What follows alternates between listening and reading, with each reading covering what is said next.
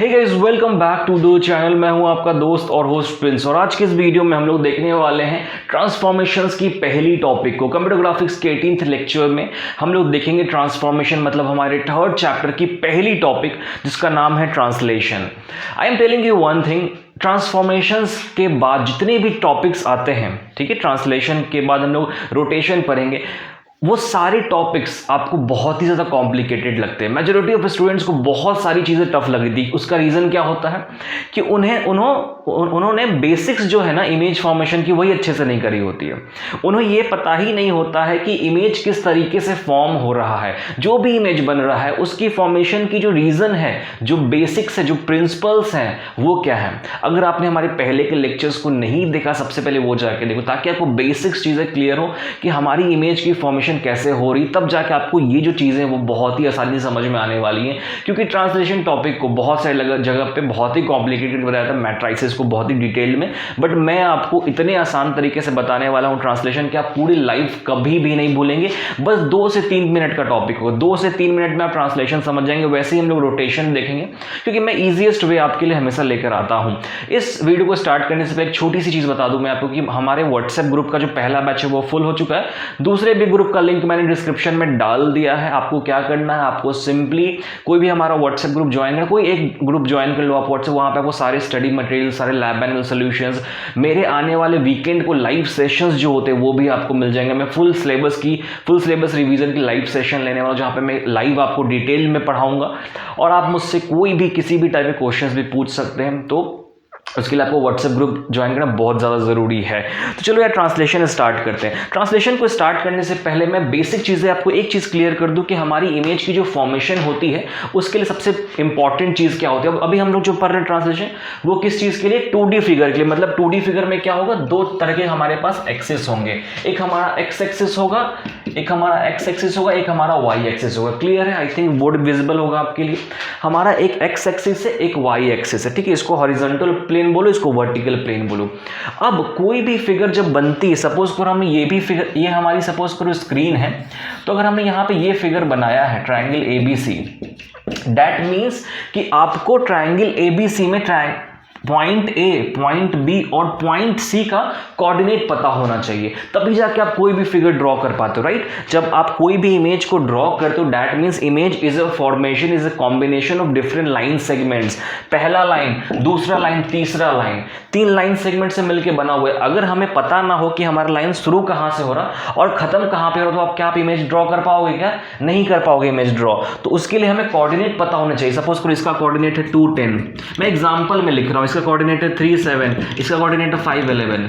तो ये कोऑर्डिनेट पता होगा तब तो हम लाइन जनरेशन करेंगे। डीडी एल्गोरिथम से हमने पढ़ा था, ब्रेजनम्स पढ़ा था लाइन जनरेशन के लिए, कि अगर हमें ये कोऑर्डिनेट पता है, ये कोऑर्डिनेट पता है, स्टार्ट कोऑर्डिनेट, एंड कोऑर्डिनेट पता है, तो हम लाइन को इजीली जनरेट कर लेंगे। यहां से लाइन ड्रॉ करेंगे, यहां से ड्रॉ करेंगे, यहां से ड्रॉ करेंगे, ऐसे करके इमेज हम फॉर्मेशन कर सकते हैं। बट अब बात आते हैं ट्रांसलेशन की। पहले ट्रांसलेशन होता क्या, ट्रांसलेशन एक जो प्रोसेस है, हम इस ट्रांसलेशन के प्रोसेस को क्या बोलते हैं, ठीक है। तो बेसिकली अगर आपको एक इमेज को किसी दूसरे पोजीशन पे जब शिफ्ट कराना होता है, हम उसको बोलते हैं ट्रांसलेशन। ट्रांसलेशन एक ऐसा प्रोसेस है जिस प्रोसेस की मदद से आप एक इमेज को उठा के किसी और पोजीशन पे रखते हो, इसी को हम ट्रांसलेशन बोलते हैं। बहुत ही सिंपल कॉन्सेप्ट है। मैं अगर एक पॉइंट की बात करूं, सपोज करो मैंने एक पॉइंट लिया, यहाँ पे मैंने एक डॉट पॉइंट लिया, ठीक है। ये पॉइंट अभी पोजीशन P पे है, सपोज करो P पे है, ठीक है।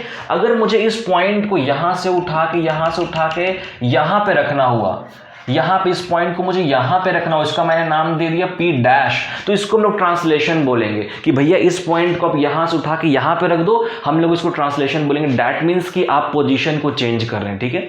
अब ये जो पॉइंट है, ये तो एक सिंगल पॉइंट है, इसके पास एक ही कोऑर्डिनेट होंगे, ठीक है। सपोज करो इसका कोऑर्डिनेट है हमारा XY, ठीक है। तो हमने क्या किया, इसको यहां तक ले जाने के लिए हम क्या करेंगे, कोऑर्डिनेट्स को चेंज करेंगे, क्योंकि जाहिर सी बात है कि अगर आपको यहां से उठा के यहां ले जाना है, दैट मीन्स कि आप x की तरफ भी बढ़ोगे, x की तरफ भी बढ़ रहे हो और y की तरफ भी बढ़ रहे हो, क्योंकि ये इमेज ऊपर जा रही है। अगर इमेज बस इसी डायरेक्शन में स्ट्रेट आती तो हम लोग बस x को बढ़ाते हैं, बट ये इमेज ऊपर भी जा रही है। देखो यहाँ से यहाँ हो गई, यहाँ तक जा रही है, मतलब x को भी बढ़ाएंगे, y को भी बढ़ाएंगे, और हम बेसिकली कोऑर्डिनेट्स को चेंज कर देंगे। मतलब ये जो कोऑर्डिनेट बन जाएगा हमारा, वो x डैश और y डैश बन गया हमारा, ठीक है। अब इस कोऑर्डिनेट को बदलने के लिए सबसे इंपॉर्टेंट चीज होती है वो क्या होती है, बात बताओ, कि हमें x की तरफ कितना बढ़ना है, y की तरफ कितना बढ़ना है। मतलब x की तरफ हमें सपोज करो हमें बढ़ना है a यूनिट और y की तरफ b यूनिट, तो ये हमें पता होना चाहिए कि हमें x की तरफ कितना बढ़ेंगे,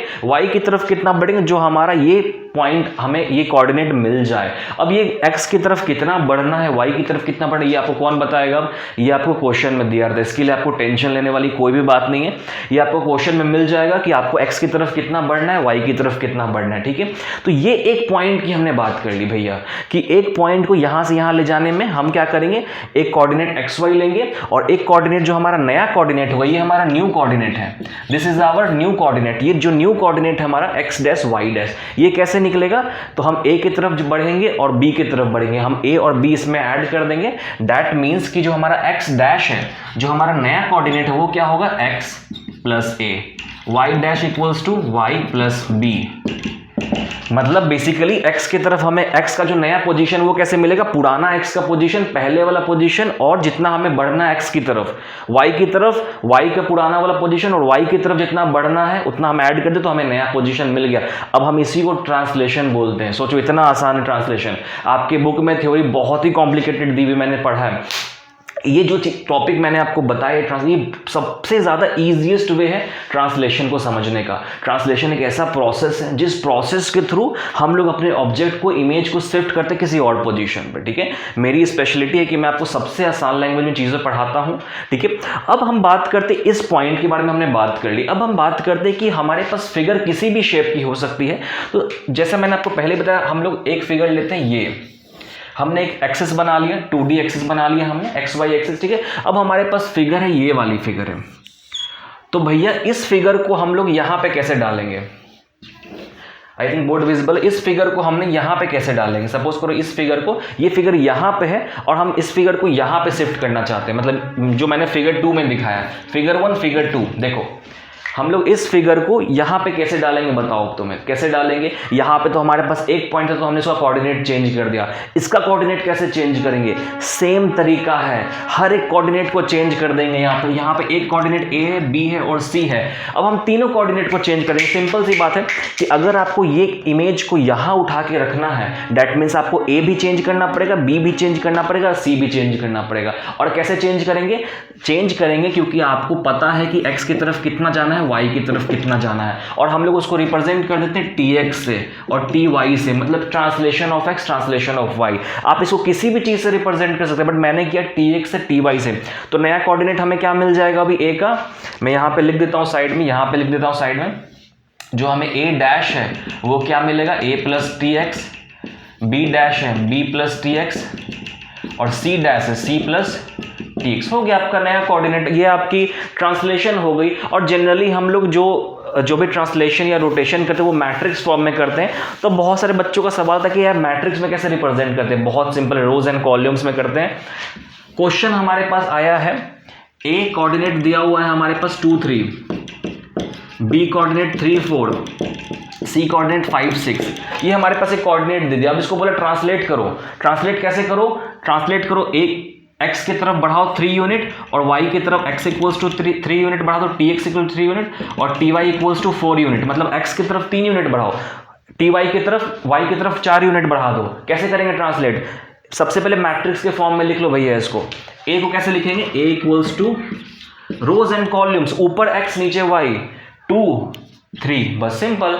इसको लिख दिया हमने a को, b को भी लिख दो, b equals to 3 4, c equals to 5 6 लिख दिया। ये मैट्रिक्स फॉर्म होता है, बहुत ही सिंपल है। अब इसको नया पोजीशन कैसे निकालेंगे ट्रांसलेट करके? तो a डैश इक्वल्स टू, मैंने यहाँ पे क्या बताया था आपको, a dash equals to a plus t x, मतलब a को कितना बढ़ाना है उतना, a इक्वल्स टू 2 3, 2 3 पहले से दिया हुआ था, प्लस 3 4, t की वैल्यू 3 है, y की वैल्यू 4 है, सॉरी tx की वैल्यू 3 है, tx y की वैल्यू 4 है, तो 3 4 ऐड कर दो, नया एक डैश क्या मिला हमें। और मैट्रिक्स में सीधा सीधा ऐड करते हैं हम लोग, इसको ऐड करो, इसको ऐड करो, 2 + 3 5 और 7। मतलब हमें हमारा जो x का नया कोऑर्डिनेट होगा, जो x अगर हम यहाँ पे इस ट्राइंगल को ले आते तो x की जो नई कोऑर्डिनेट होगी वो होगी 5 7। यहाँ पे क्या थी हमारी 2 3। इसी को तो ट्रांसलेशन बोलते भैया। इसी को ट्रांसलेशन बोलते हैं। इतना ही सिंपल ट्रांसलेशन का कॉन्सेप्ट है। तो जो मैंने आज आपको बताई सबसे ईजिएस्ट वे ट्रांसलेशन को समझने का। ऐसे ही हम लोग रोटेशन भी समझेंगे और आई होप आपके लिए बोर्ड विजिबल था यहाँ पे, बट शायद मेरा मार्कर थोड़ा सा फेड हो गया तो मैं चेंज करने वाला हूँ मार्कर।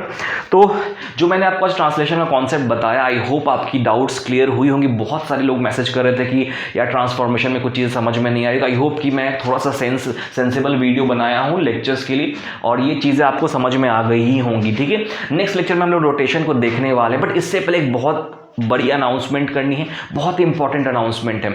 आप सब लोगों को पता है कि हमारी एक कोर्स है MSBT नेक्स्ट आइकॉन, जो हम लोग फाइनल ईयर बच्चों के लिए लेते हैं, जहां पे हमारा टारगेट होता है COP। और MSBT में पिछले 2 सालों से हम लोग रैंक 1 पे, पिछले COP में PICT में कितने सारे बच्चे हमारे गए हैं जहां एडमिशन लिया। नंबर 1 कोर्स है महाराष्ट्र का। बट सबसे बड़ी प्रॉब्लम क्या आती है, थर्ड ईयर में आने के बाद आपको इंटरनल मार्क्स अच्छे नहीं मिल रहे होते हैं, आपका बेस कमजोर होता है, आपने जावा पढ़ा नहीं अच्छे से, आप एडवांस जावा पढ़ रहे हो, आपको एंड्रॉयड समझ में नहीं आता है अच्छे से, इंडस्ट्रियल ट्रेनिंग अच्छे से नहीं कर पाते हो हमारे साथ इंडस्ट्रियल ट्रेनिंग आपको MNC के लोग सिखाने आते हैं। इसलिए हमने एक फाउंडेशन कोर्स निकाला है सेकेंड ईयर के लिए। जी हाँ, सेकेंड ईयर के लिए पहली बार हमने फाउंडेशन कोर्स निकाला है, जो कि आपके सेकेंड ईयर के लिए होगा बस, मतलब 4th सेमेस्टर के लिए। 3rd सेमेस्टर हमारा ऑलमोस्ट निकल चुका है, तो 4th सेमेस्टर के लिए, आने वाले सेमेस्टर्स के लिए हम लोग आपके लिए कोर्स लेकर आए हैं जिसका नाम है MSBT next icon foundation course, MNI foundation course, जिसमें हम लोग आपके बेस को स्ट्रॉन्ग करेंगे ताकि जब आप थर्ड ईयर में जाएं तो आप अच्छा परफॉर्म करें। आप सेकेंड ईयर से अपने इमेज को डेवलप करेंगे इंटरनल और एक्सटर्नल मार्क्स के लिए, जावा को सॉलिड करेंगे, जितने भी कॉन्सेप्ट है लॉजिकली हम लोग समझेंगे, आंसर्स लिखना हम लोग समझेंगे, सारी चीज़ें हम लोग इंपॉर्टेंट चीज़ें करेंगे और आपको अपॉर्चुनिटी मिलेगी अपने सीनियर से इंटरेक्ट करने का, समझने का कि थर्ड ईयर कैसे होता है। जो टॉपर्स होते हैं, जो हमारे क्लास के टॉपर्स 98-99% वाले टॉपर्स, वो कैसे आते हैं। और आपको मैं ट्रेन करूंगा, पर्सनली भी ट्रेन करूंगा, और भी हमारे पास एजुकेटर्स होंगे जो आपको ट्रेन कर रहे होंगे। यहाँ पे MNC के लोग आएंगे जो आपके साथ बात करेंगे, आपको गाइड देंगे, प्रो इनसाइट्स देंगे, ये सारी चीज़ें हम लोग कर रहे होंगे। तो अगर आपको इस कोर्स में ज्वाइन करना, जो कि 4th सेमेस्टर के लिए, जो कि जिस कोर्स की जो स्टार्टिंग डेट है वो होने वाली है 8 फरवरी से, 8 फरवरी से हमारी कोर्स स्टार्ट होगी और लास्ट इनरोलमेंट की डेट है 30 जनवरी। ओनली 30 स्टूडेंट्स की बैच बनेगी, बस 30 स्टूडेंट्स की बैच बनने वाली है। तो अगर आपको ज्वाइन करना है तो आप ज्वाइन कर सकते हो। सारे सब्जेक्ट्स हम लोग कवर कर रहे होंगे। यहाँ पे 3000 फीस है आपके लिए, जहां पे live lectures, notes, assignments, micro project reports, lab manual solutions, theory books, MCQ books, online exam की तैयारी, ऑफलाइन एग्जाम की तैयारी, इंटरनल एक्सटर्नल की तैयारी, और साथ साथ में पूरा एक एंटरप्रेन्योरशिप डेवलपमेंट करा रहे हैं हम लोग। आपको एक्सटर्नल गेस्ट लेक्चर्स भी दे रहे होंगे MNC के इंजीनियर्स के साथ। तो इससे बेहतर कुछ नहीं हो सकता है गेस्ट। ठीक है, तो अगर आप किसी को ज्वाइन करना है, कोर्स के बारे में और डिटेल्ड में इंफॉर्मेशन चाहिए, तो नीचे व्हाट्सएप का मेरा नंबर होगा, उस पर मुझे कॉल करो, कोई भी क्वेश्चन पूछ सकते हैं आप। और अगर आपको इससे related, computer graphics related notes वगैरह चाहिए, स्टडी मटेरियल्स चाहिए, तो आप हमारे ग्रुप को ज्वाइन कर लो। वहाँ पे आपको क्लासरूम का लिंक मिल जाएगा, ऐप इंस्टॉल करना हमारा और क्लासरूम को ज्वाइन करना, आपको सारी चीज़ें मिल जाएंगी। Thank you so much for watching this video, have a good day.